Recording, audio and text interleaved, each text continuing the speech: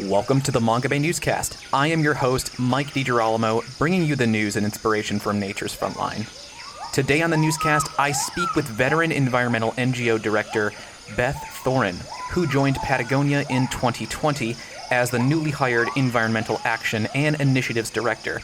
Part of her work there includes helping Patagonia reach its carbon neutrality goals by 2025, a subject we discuss in more detail, how Patagonia is working to achieve this, and encourage other companies to join in the effort. Famous for its mission-driven concept, Patagonia made headlines last year when founder Yvon Chouinard announced he was transferring ownership, including $3 billion in assets and $100 million in annual profits, to a foundation and a nonprofit which hold 100% of Patagonia's voting stock, the dividends of which are distributed to environmental organizations, making Earth the only shareholder.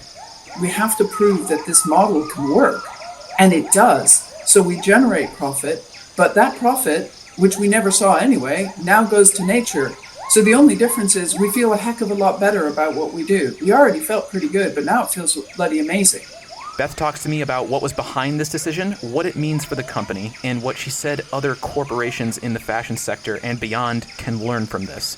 In addition, we talk about the incongruence of traditional capitalism with a sustainable society, and why she says corporations need to rethink the way they view growth in a world grappling with multiple planetary crises.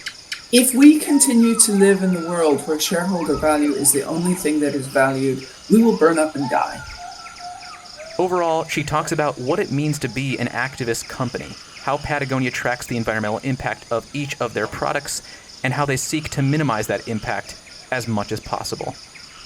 Hi, Beth. Thank you for being here, and thank you for speaking with me today on the Mongabay Newscast. It's great to have you. How are you?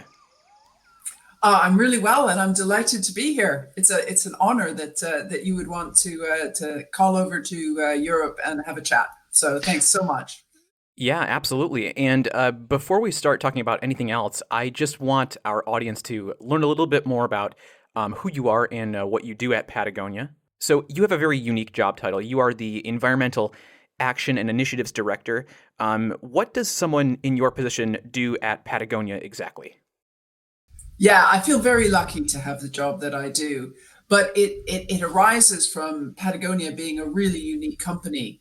And to understand that, the way that Patagonia lives in the world is that it exists to save nature. It tries to demonstrate that it is possible through business to do good and to save and protect our planet. And it does it in two ways. One is that it does what we call the responsible business. It works relentlessly on its footprint, really trying to show that you can be a business and do good. And then the other piece of it is that we try to bring our staff and our customers with us on a journey, because if we speak together and use our voices together, then, and the power of Patagonia and the voice of Patagonia, we can start to change the world.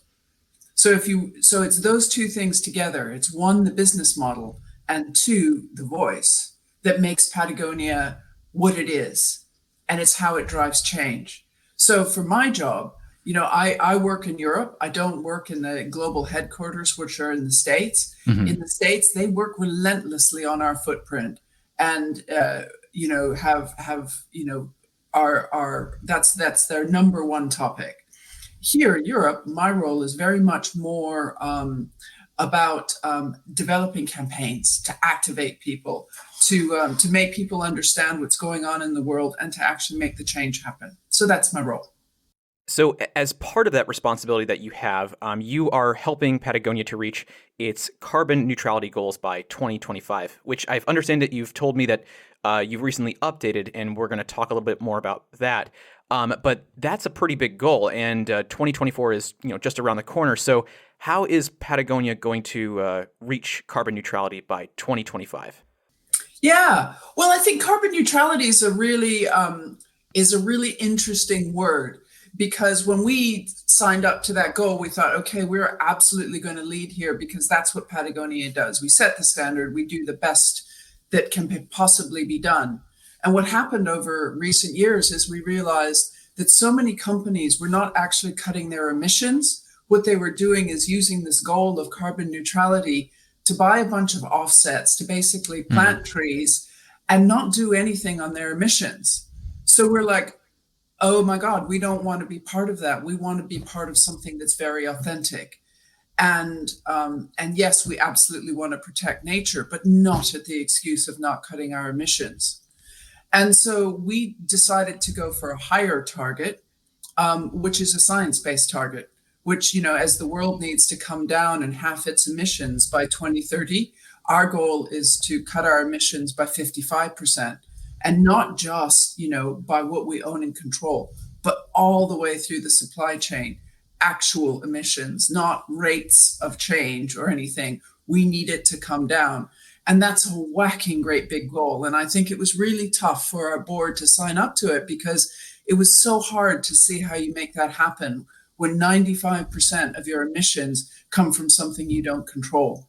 So we have done that, and we've got some plans in place to make that happen. But it's a much more challenging target than what we had before.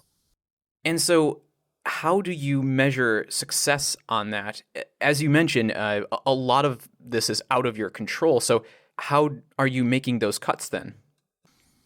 Yeah, it's super tough. And the other thing that makes it difficult is, you think Patagonia is a big brand, but compared to the Nike and Adidas of the world, we might be in a factory for 2 days out of 365 days. That would be how little our production was to that factory. So we're minuscule relative to some of the giants that are out there. And so how do we do it? Well, basically what we've done is we take our top factories and look at what it would take to make them to decrease their emissions. And then basically we are quantifying that, understanding what that's worth, and then going around to other brands in terms of carbon emissions, and then saying, help us fund this, because jointly and together we should be able to fund these changes in our factories. So it's picking up the biggest factories, trying to make the biggest change. And it's really, really early days. We are in that stage of research right now, and it's too early to know where or how that's going to go, but the potential is huge. If we can work together, we can potentially fund a lot of change in the supply chain. And so have any brands responded positively to your outreach and your request to do this? Yes, they're really interested, because everybody has the same problem. And for the brands that are trying to do the right thing, this is a sort of quite an innovative approach, and they want to follow where we're leading. And can you name any names, or is that something you can't really speak to right now? I cannot speak to that right now. Okay, no worries. I know you can't speak to the entirety of the fashion sector, but it is the third largest polluting sector. And so I was curious if you could answer, how does Patagonia see itself operating in this sector and keeping its environmental impact as low as possible? Not just in the future, for future goals, but right now, currently. Well, it's something that we've been working on since we were formed in the 1970s, because it is such a polluting industry. And I think, it really is difficult to make things that people use that without, damage to water, chemical damage, and of course, emissions. Those are the three things that we measure: chemical, water damage, and emissions. And so we have been measuring it. We have an internal measurement system that looks at how much each product, how much damage it causes. And we have relentlessly over the years worked to change that. So we're always driving innovation, using dyes, for instance, solution dyes that not only don't have the same chemical impact, but, also happen to cut emissions. We find that technology, we share that technology. We work on insulation that has much lower carbon footprint. And then 1 or 2 years after we find that solution, we share that solution with the industry, because it doesn't matter if Patagonia, which is a small company, does it. It matters if the sector does it. So, we are doing pretty well.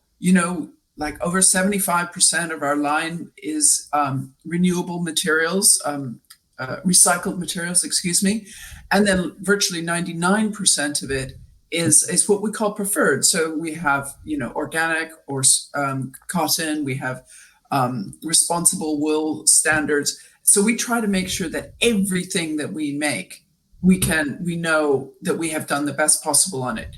Is it good enough? Hell no. Is it something that we have worked on relentlessly for the past 50 years and will continue to work on? Yes. And we will. And also we will try to bring the sector with us, because it doesn't matter what we do. It matters what the sector does. And on the subject of encouraging the sector, I heard you state in a press release when you were first hired onto Patagonia, and I'm sort of paraphrasing you here, but you said that you were excited to join an activist company, which I found that really interesting, because I've never heard the words, activist and company side by side like that. And I think it's pretty fair to say that the global economy doesn't exactly incentivize activism. So I wanted to ask you more about how Patagonia does this. How does Patagonia encourage more companies to put activism at the forefront? Remember at the beginning, I talked about the two ways we drive change. One is being by a model to say you can do it well, and the other is by using our voice. And that's what that means. It's about Patagonia using its voice together with its staff and its customers to drive change. And, activism activism doesn't mean that you have to glue yourself to the street. Activism means that you do something, and I think that is what Patagonia is trying to say, which is that you have to do something because the world is in trouble. And we could do what most companies do, which is sit there and go, oh gosh, I hope the government takes care of this. But it's blindingly obvious that the government is not taking care of this. So if you are a responsible, sorry, I'm hitting the table. It's okay.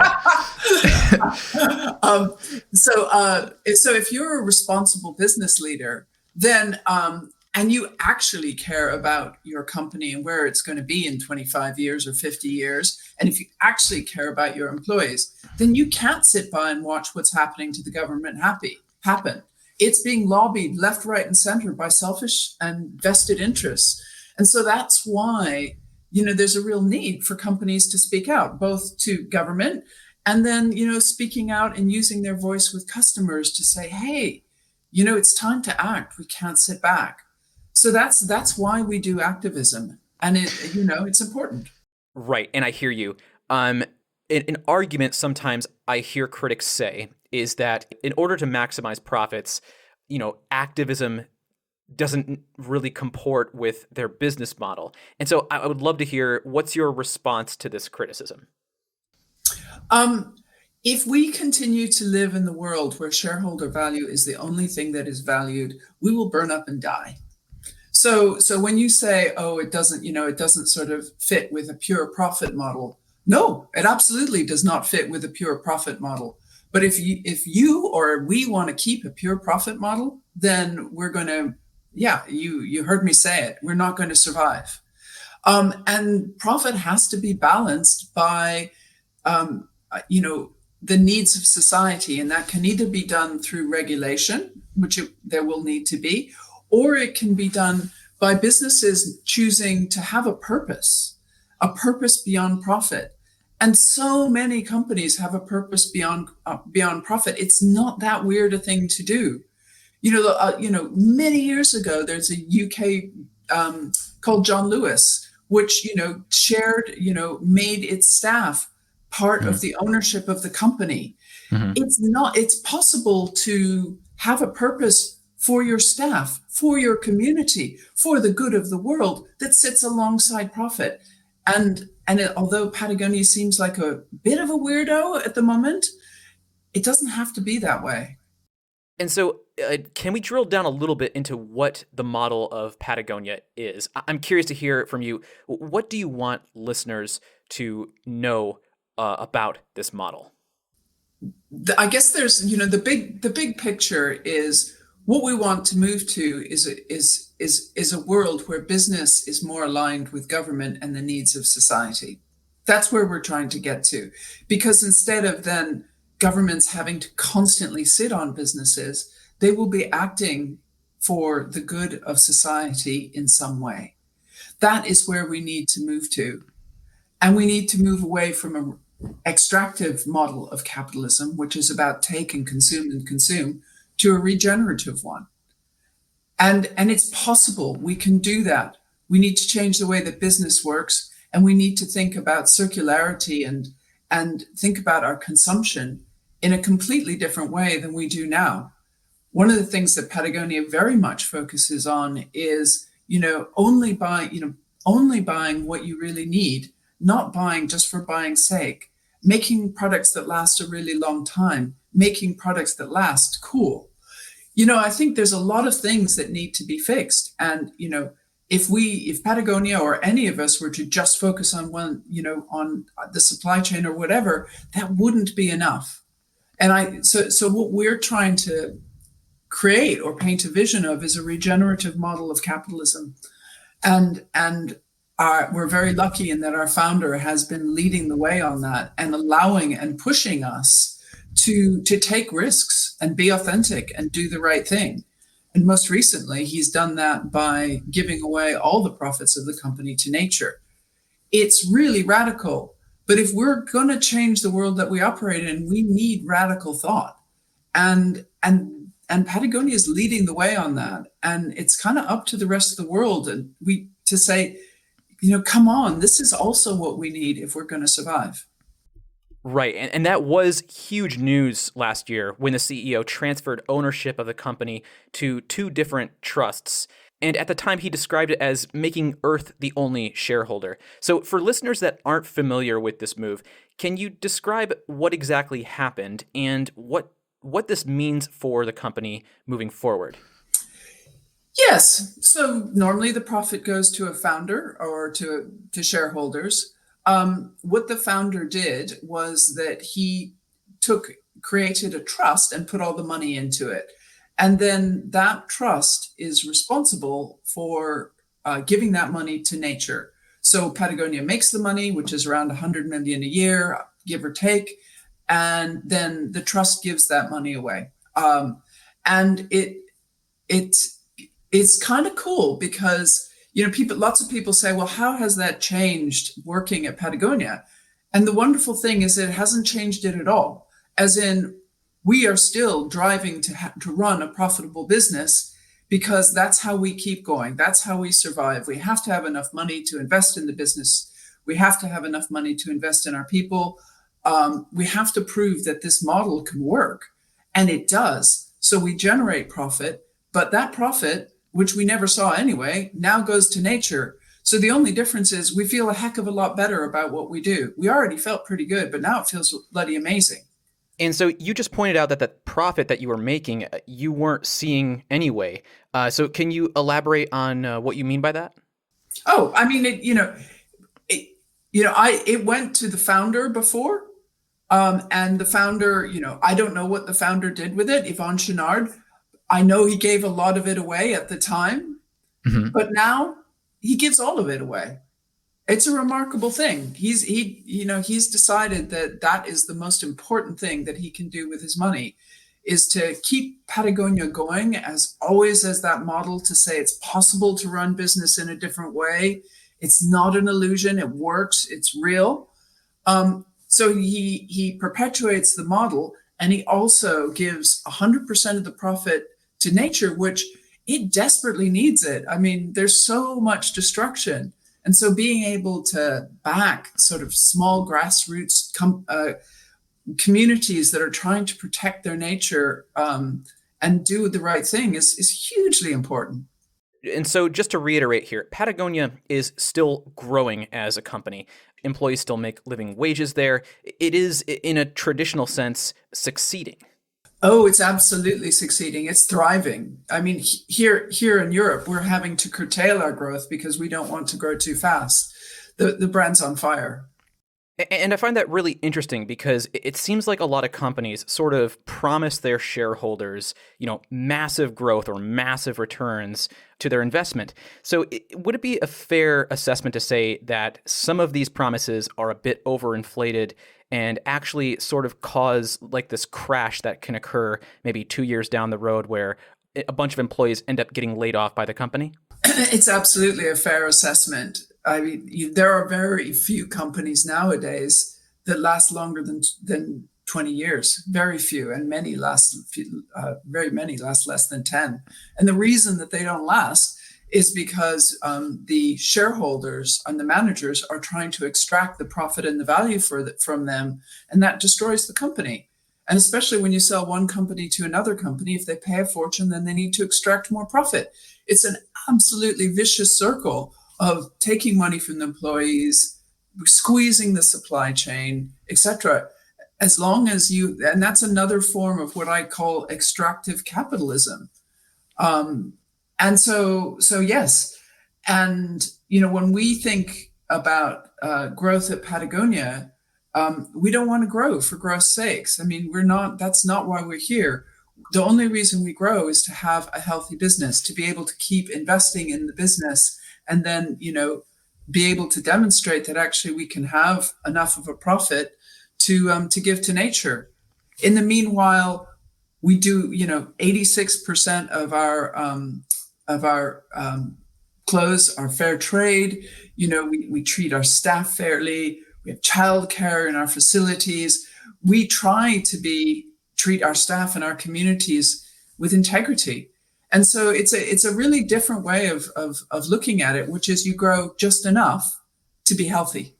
Right. And so we're going to touch upon something here for a little bit. Patagonia is releasing a book in September called The Future of the Responsible Company: What We've Learned from Patagonia's First 50 Years, which is by Vincent Stanley, going to be released here in September. The description of the book says, simple but powerful advice on how and why to rethink your business structure in a time when traditional capitalism is no longer working for people and the planet. And so we've talked about some of those lessons here already, but I wanted to give you another opportunity to sort of talk about some more of the lessons that we've learned, and also what from traditional capitalism isn't working. Well, let me, before I go into what's not working in traditional capitalism, I think let me just sort of talk a little bit about what some of those lessons are that I think we all are pretty aligned on as an organization. And I think one of them is this idea of having a mission and having a purpose that's deeply embedded in the organization that is supported by senior manager. Mm-hmm. I think that one thing that's really unique about my role in most companies, the sustainability person sits off to the side of the organization and deals with all the sustainability stuff, and everybody else just makes money and extracts. Mm-hmm. In Patagonia, it's really, really different.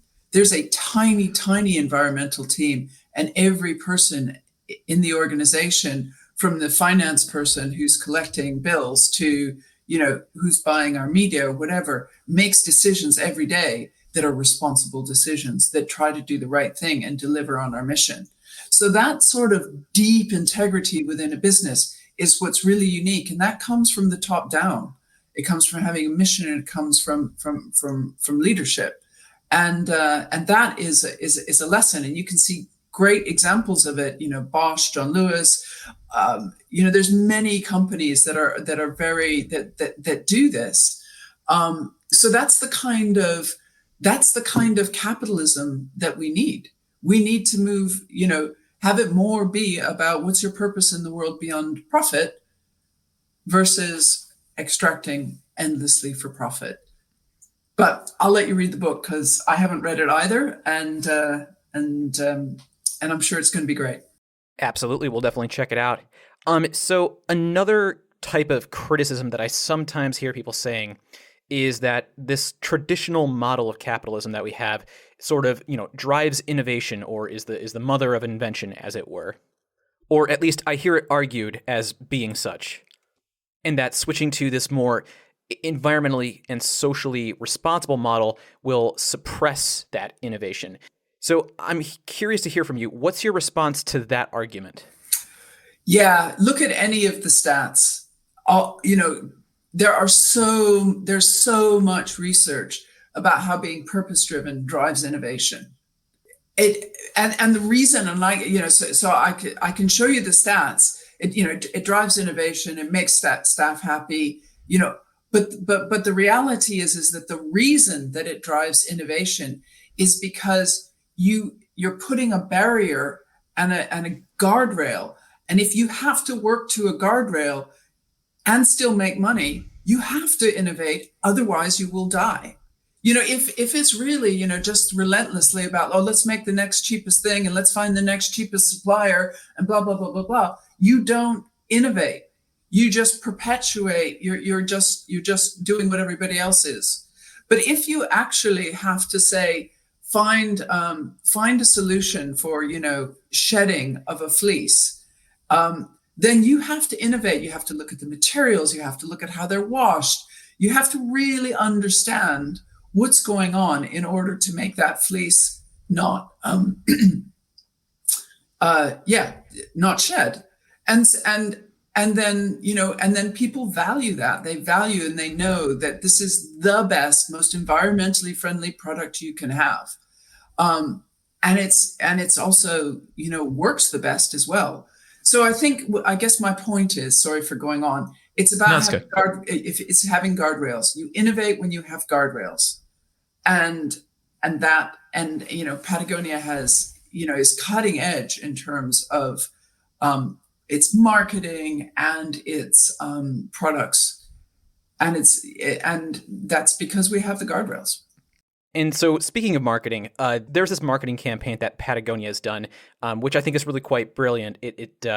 It's the words "not Mars" either printed on an advertisement or on a mural, and behind it are like these beautiful blue waves, sort of illustrating the beauty and indispensability of the life we have here on Earth that we can't get on Mars. So I was wondering if you could sort of describe what was the inspiration behind this marketing.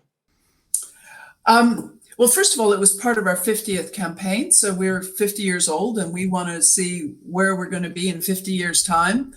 And I think some of the creative drive came from this there's a lot of rich men spending a lot of money taking people up into space.